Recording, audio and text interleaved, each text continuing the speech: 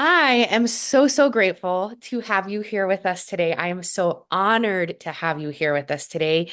How long have we been working together?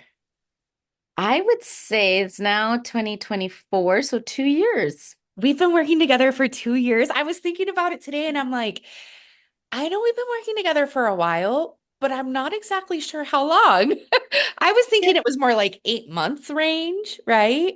what? Um, 2 years on and off. Like we've had breaks in between, but it's been about 2 years now. Yeah. so I started with Charmeen. Just being in the Wild West digital world space, right? It's really the Wild West out here, and we had connected online. Um, and it wasn't until I was having like a lot of foundational issues, like with my family, with my mothers, with all these things that I really leaned into her and found out how amazing she is at the things that she does. I started with somatic yoga or somatic stretching, right, with her. Yeah. And from there, now it's like anytime I feel super unbalanced, super out of aligned, like just I'm not on stable footing, I will reach out to Charmene and be like, okay, this is where I'm at. This is what's going on in my life. Like, how do I maneuver through this with the most grace as possible? So it's almost been like having my own little wizard, or I like to say like my own little Charmin in my back pocket, because that's the kind of work that we've done together, and that's the type of expansion that I felt after working with her. So of course I'm like, you have to come and speak to my wild growth for women's group because this is really what what this group is about. It's about tapping into yourself, finding that holistic path, whatever that path might be. That's why we're always going to have someone in here every week talking to you about the holistic sides of businesses, of what you can do to take care of yourself in business. I think that's as female entrepreneurs, that's one thing that we all really just kind of miss the mark on it, right? There isn't one female entrepreneur that I can think of that I'm like, oh, she's got her self-care dialed in, right? So I Mm. think it's a place that we can all grow into. So again, I'm just so happy to have you here. I'm so thankful to have you here. I'm so thankful to have you a part of my tribe in my life. And I'm going to pass the microphone over to you. Amazing. Thank you so much. And Bridget, I am honored. I'm honored to be here and be a part of this wonderful community you've built. And of course, I notice how quickly you grow communities because it's one of your specialties is to really bring people together and that connection that you do. So thank you so much for having me and that wonderful intro. So, yeah, I am a somatic and spiritual movement mentor, which basically means I use movement in unconventional ways to heal trauma, to bring anxiety and stress into homeostasis so we don't feel overwhelmed by our emotions, and of course, to heal the physical and emotional and the chronic pain. So, let me just start by asking everyone, how do you feel when you're really hustling and you're really stressed? How do you feel in your body? What are some things that you notice in your body? And when I ask this question, I typically get answers that are around the lines of, I feel really tense in my body. I clench my jaw until it hurts. Um, I notice that I am not breathing. I hold my breath. Alan, do you feel more right? And so there's so many different ways that we start to really feel that we're stressed out and some clues that our body gives us. Yes, headaches behind the eyes, that sort of things. Migraines, we get, IBS happening. We tend to crave sugar or sweets or high fat foods, right?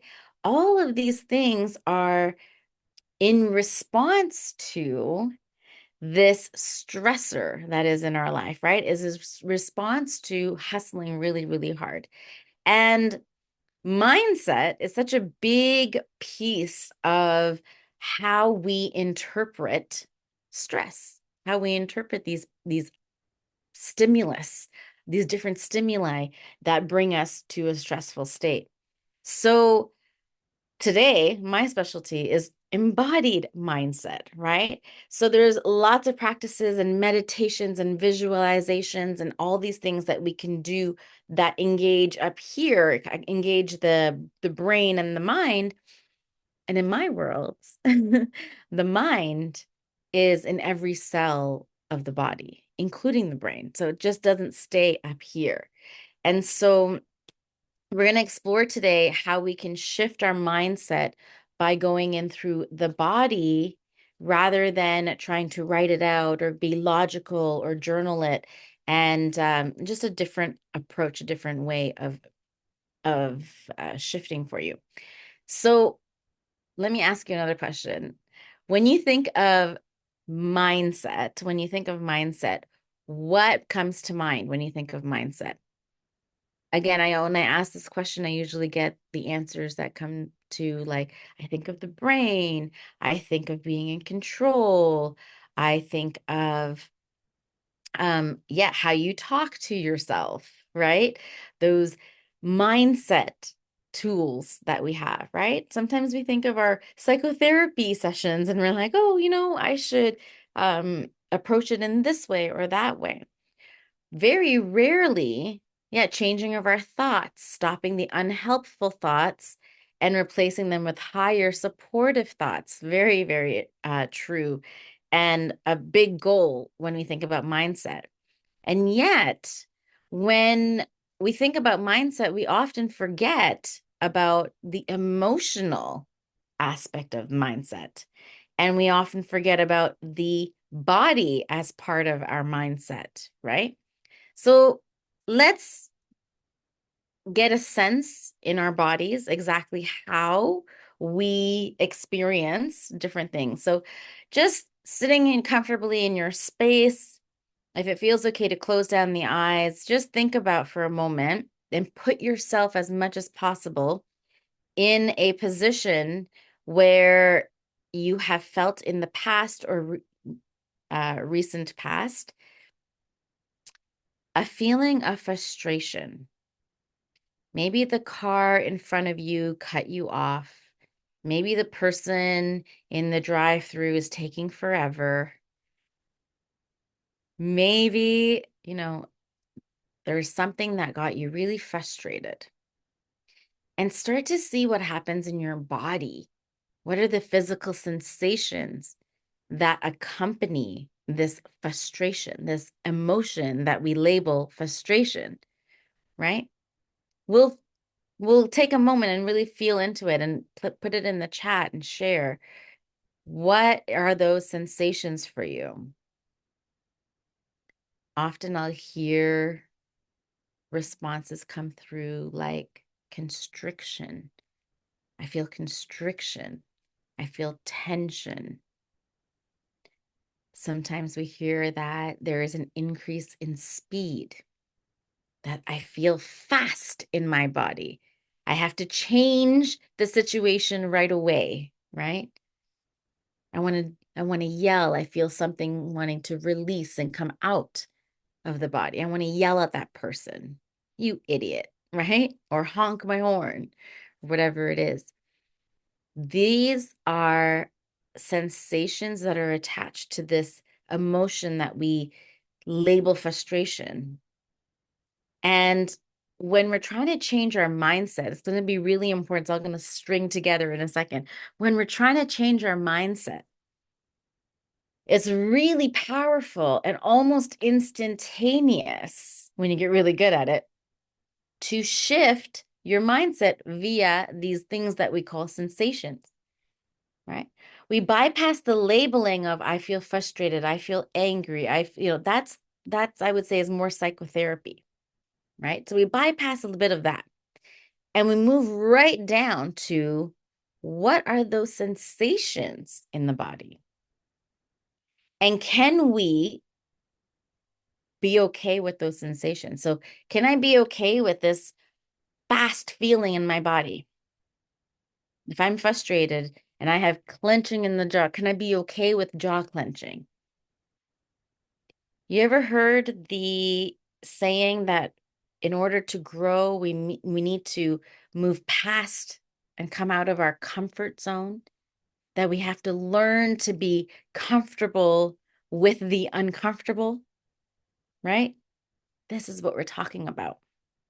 It's not some magical fairy mindset hack that we just think about.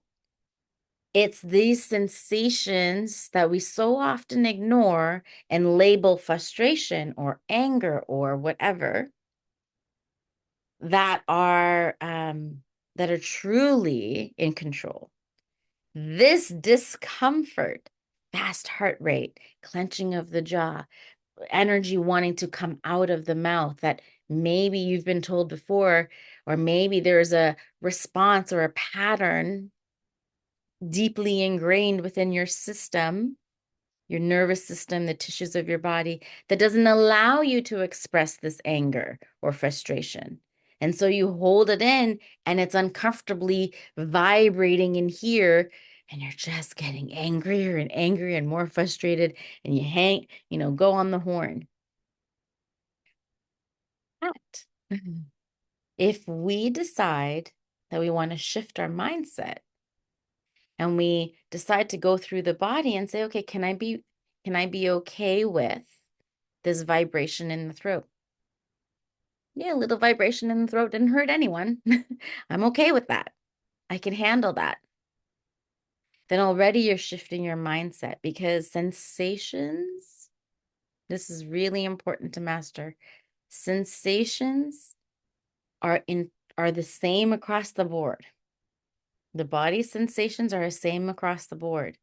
It's the interpretation of those sensations that let us know whether we're excited or scared, whether we should keep going or not, right? I've One great example of this is if you're walking down in the woods and you're going on a walk in the woods, and all of a sudden you stop.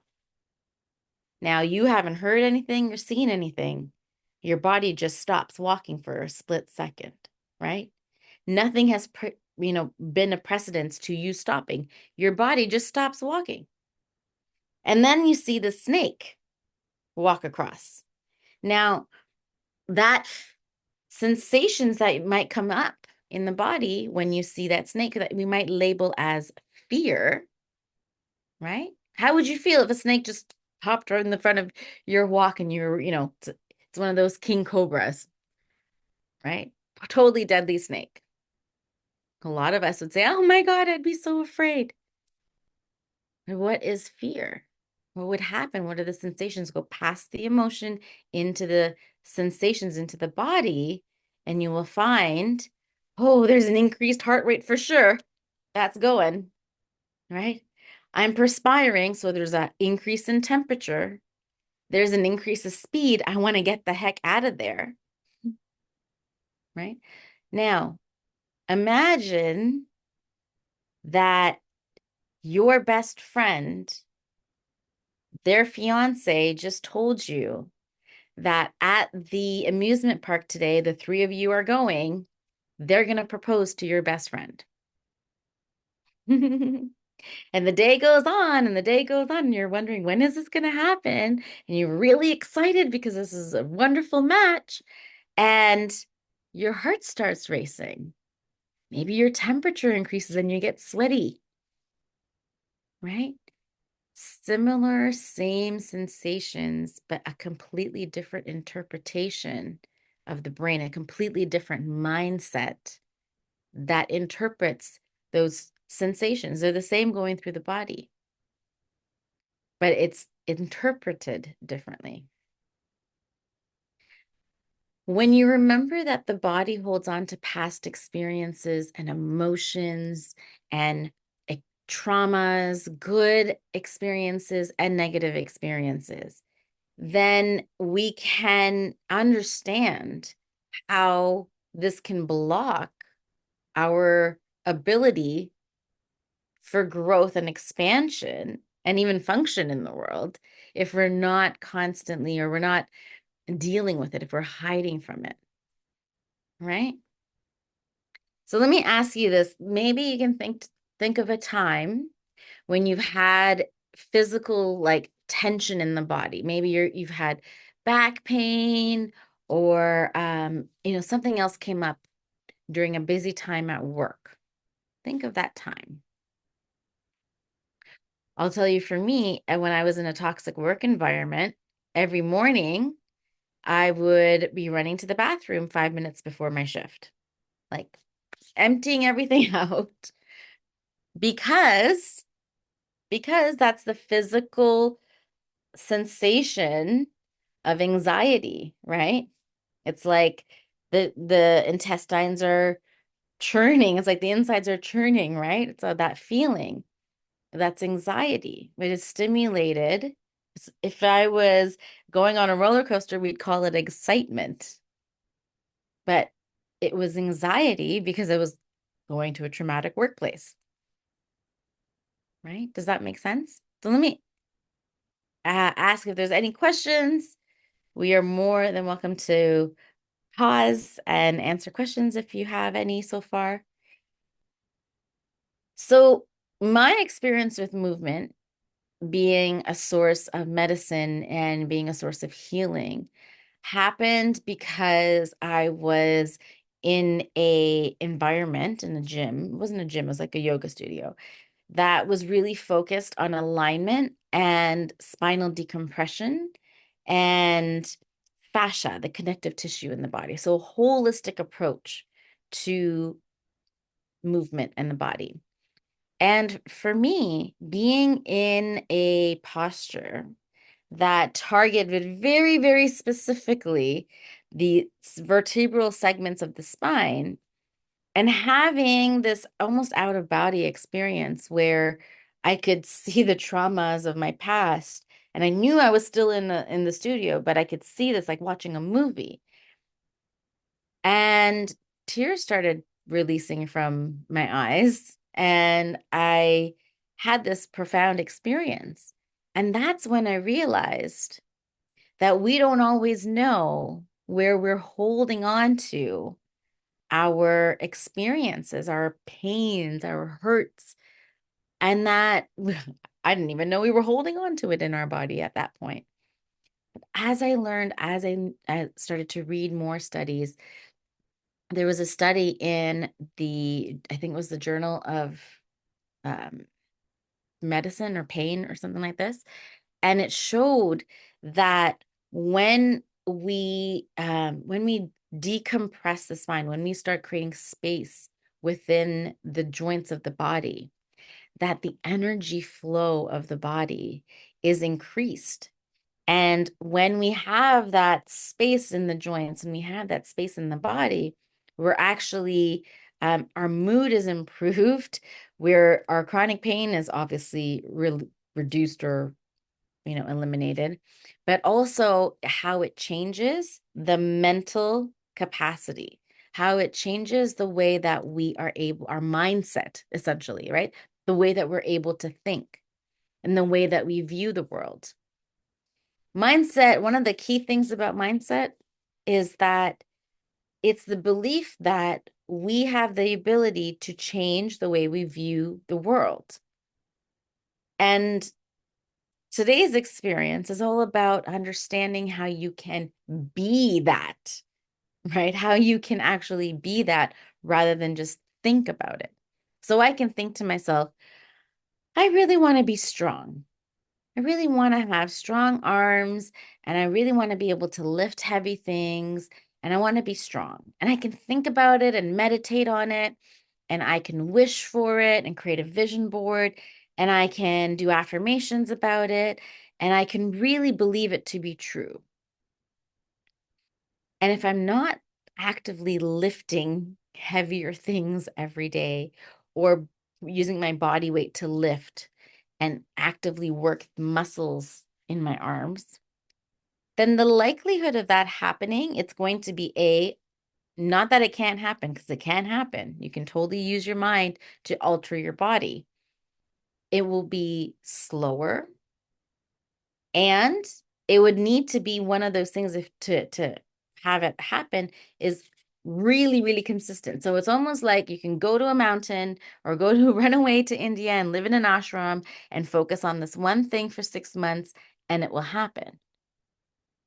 Or you can work on it for 5 to 10, 15, 20 minutes a day, up 20 minutes a day, lifting heavy, using your body, lifting those weights, and you will see a difference much quicker than the other route. And that's why I love the body as a tool and the body as a path. Any questions so far? Because I'm going to go into the chakras. I want to share how like just the importance of the spine, because one thing I've said for many, many years is it is not a coincidence that the chakras, the chi, the life force energy, the nervous system, and the spinal column is all along the center of the human body. That is definitely not a coincidence. It is 100% from design, right? It just cannot be a coincidence the way that it's designed this way. So I found this quote. I don't know who it's by, but it's very, very powerful. I'm going to share it with you. When a person's energy field is blocked or misaligned, it shows up in the physical body. It also affects their ability to think clearly, manifest, and maintain healthy boundaries. And I see this all the time in my work, especially with boundary work, right? It's like women in business having their boundaries violated, having being feeling like they're being taken advantage of in one way or another. When we have a strong sense, a felt sense, a kinesthetic sense of this body, right? Of the body that we are housed in, then we really are able to hold the boundaries that we set for ourselves. So I'll go back to my own example, working in a space, a very toxic work environment. When my body was holding myself like this, where I'm cowered and protecting and shying almost like head down, I'm not good enough posture, I allowed in that toxicity. I allowed in that the treatment that I was receiving. I allowed it in. I wasn't actively stopping it. I was just complaining about it when I got home. And so as the posture, as the spine and the body started to hold itself differently, hold the bones and the structure differently, and the heart was exposed, right? And leading from the heart, right? As this confident posture started coming into my reality and became more and more the norm, it correlated to me being unable to accept that treatment any longer. All of a sudden, I felt like, oh my gosh, I am worthy of being treated in a better way. She cannot speak to me like that, right? And that's the power of embodying the mindset shifts that you want to see. You can do confident affirmations all the time. You can do, money comes to me easily, say it 1,000 times. But if you're saying it when your voice shakes, if you say it when your voice shakes, we're actually reinforcing the negative, the untrue. And that actually happened with a woman I was speaking to, actually a former client who came to me and we were having a quick conversation and she said, I say my affirmations every day. I'm like, great, amazing. Tell me which affirmations you say. And she said, money flows to me abundantly and easily. And the way that she said the affirmation, her voice was shaking. And I'll say it the way she did. She said, money flows to me abundantly and easily. Right. And so like she was stuttering on her words and you could feel the tension in the body as she was saying these words. And we did a little bit of movement We created a sense of groundingness in the body. And we created a new posture and openness in the spine. And I asked her to tell me the affirmations after that. And she was able to say it without stuttering. And the reason I share this is because the more that we say things that are opposite to what we are feeling, even though we think we're changing our thought process about a thing, we're actually reinforcing the physical sensations, whatever that is. So if I say that I'm the most confident person in the world, but I'm saying it like this, I'm so confident and I'm the most confident person, my body doesn't believe it to be true at all. Then I'm reinforcing the not confident more than I'm shifting to the confident. When you say I am confident and you're in a confident posture, then the message is congruent. It's aligned, right? It's aligned. And that's how we can manifest and create the reality we want. Okay, so any other questions? And then I want to have an activity for us to do in the spirit of manifestation. Because this is a amazing group of ambitious women, and I want to share with you this powerful practice in manifesting. Before I do, though, let me read you this beautiful quote from trauma specialist Peter Levine. He says, "The way that we hold ourselves, the way that we move, speaks directly to the state of our nervous system." And this is what I talk about and what Bridget was talking about. The state of her nervous system sometimes when we get together, it's like she needs this unraveling of where where am I, and bring me back to homeostasis where I can expand and I can thrive and I can take risks and I'm safe to be wholly and completely and authentically me. Peter Levine goes on to say movement and alignment in the body can be a powerful way to signal to the brain that we are safe. And more than the brain, the nervous system, right? To signal to us that we are safe, that we can relax, that we can thrive. Right? So, so powerful. So, in the spirit of manifestation and abundance, let's use abundance as our topic today. Any opposition to that? I don't think there will be. Let's talk about abundance for a second. When we are manifesting, we're wanting to manifest something.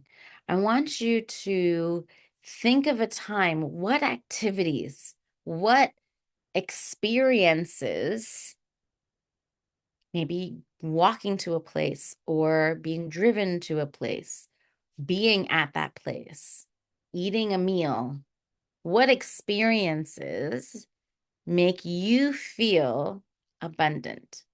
And they can be experiences that don't cost a lot of money. In fact, I'd like you anyway, let's just stay there. They can be experiences all over the range. They don't actually have to cost a lot of money. So one of the experiences when I went from 9 to 5, 8 to 6, plus transportation time, working outside of the home, working in this toxic environment, being away for so many dinners, missing so many dinners because I was stuck in traffic trying to come home. All of that, right? When I went from all of that lifestyle to being able to walk my dog at noon, I felt so incredibly abundant walking my dog in the middle of the day. Being able to take a break anytime and, take advantage of the weather and go on the water makes me feel really, really abundant, regardless of how much money is in the bank account or what is going on, right? That activity, that experience makes me feel abundant. So write down in the chat, what are some things, what are some activities that makes you feel really abundant? Driving through Oak Creek Canyon. Yes. Yes, absolutely.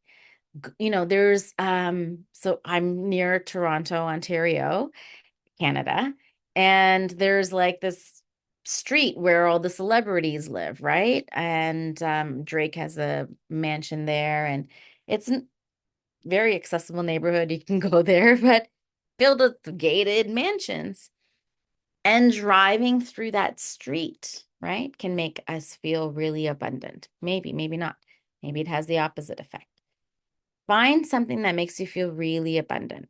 Another example. Okay, I'm gonna get there. I'm getting ahead of myself. So now that we have this feeling of like, okay, these are activities, maybe list two or three more activities that make you feel really abundant. And then write down,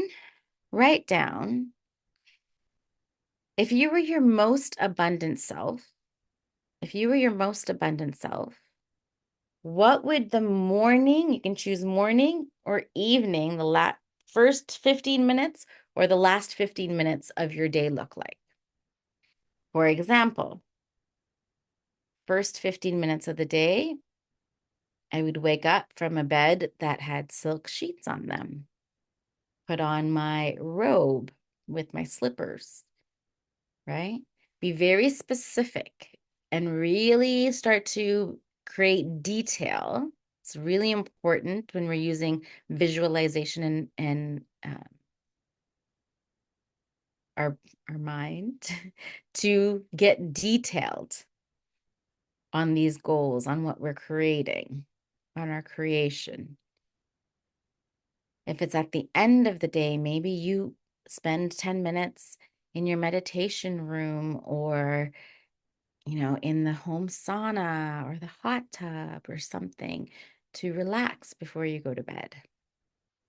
Maybe there's some red light therapy or something that happens before you get into your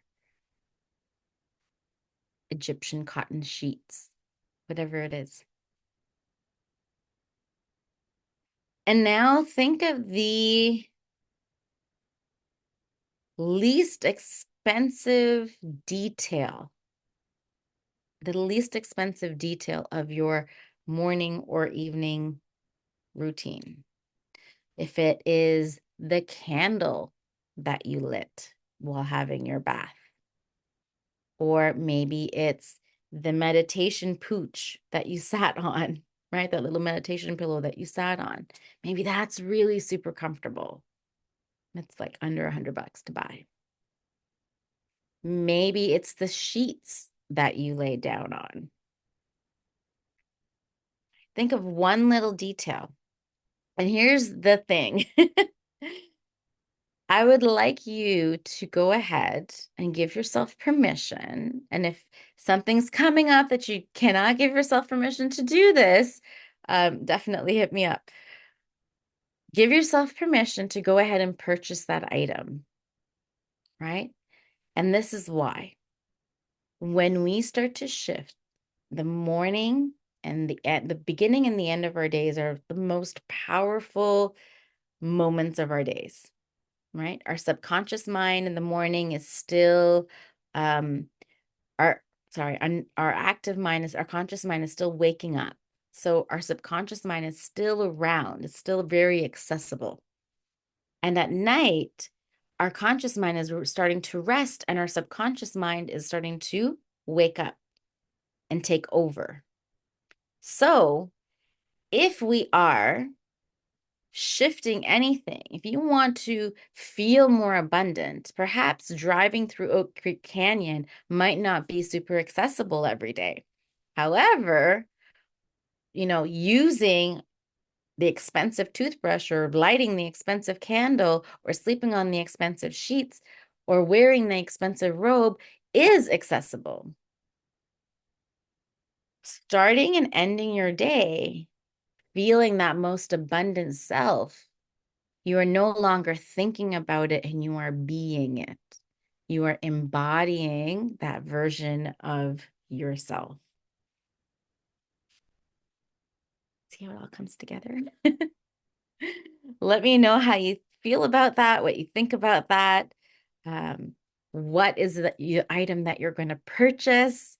or item that you're going to use rather than just look at. We all have those. I used to have this a lot where I, buy a beautiful outfit or something like this, and then it would sit and sit for a special occasion, right?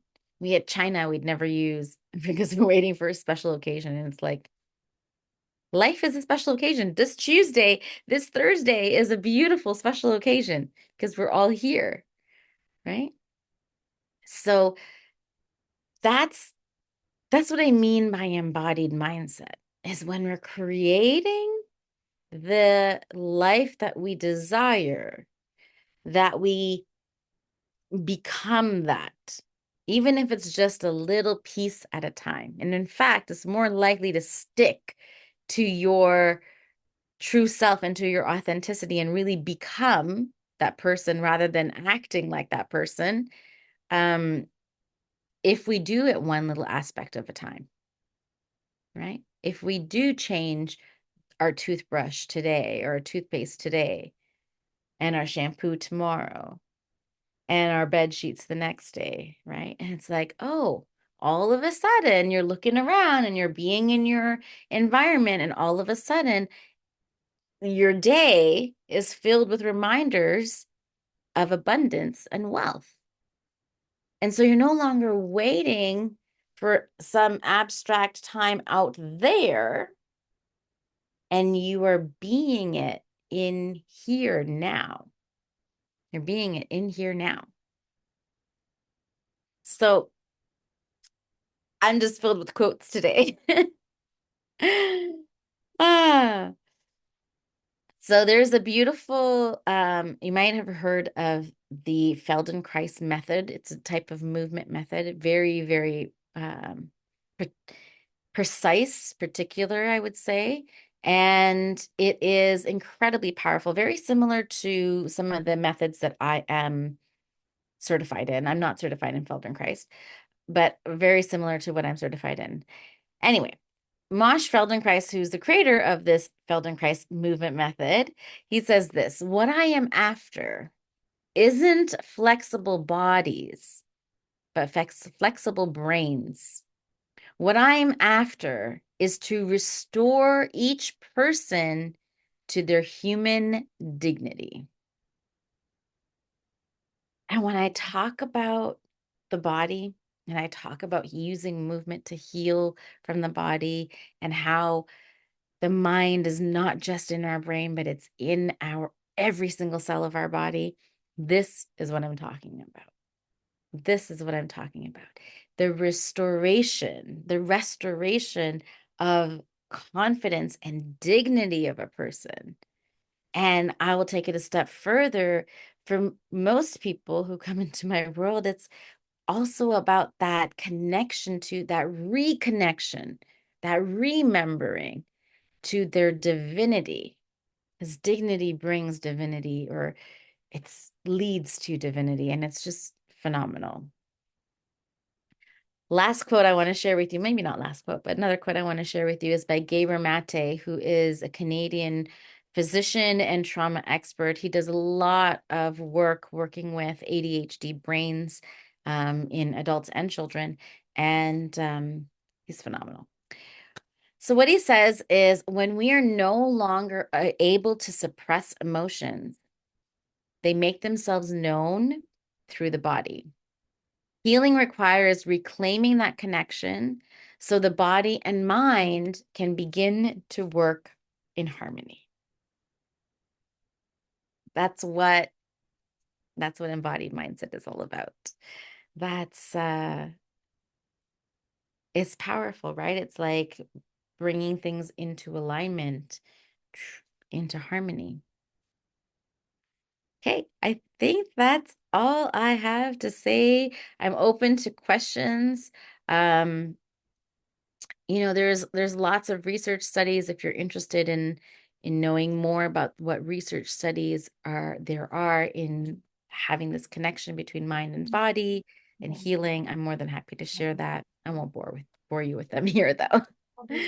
And Yeah. then also, will you please let our audience that's maybe not live with us today, but that will be listening in, know how they can reach you and then any offer that you have right now? Amazing. Yes, absolutely. So you can always reach me on Facebook, Aligned Sharmeen on Facebook. And I'll share a link with you, Bridget, so that everyone can try out a free 19-minute full body tension release session. This session is so incredibly powerful. I've had people message me after doing the session for the first time saying that the emotions that were stuck in their tissues were released, and you know the life was brighter after afterwards. So it's incredibly powerful, and I'd love to share it with everybody, so I'll make sure you have that link to share.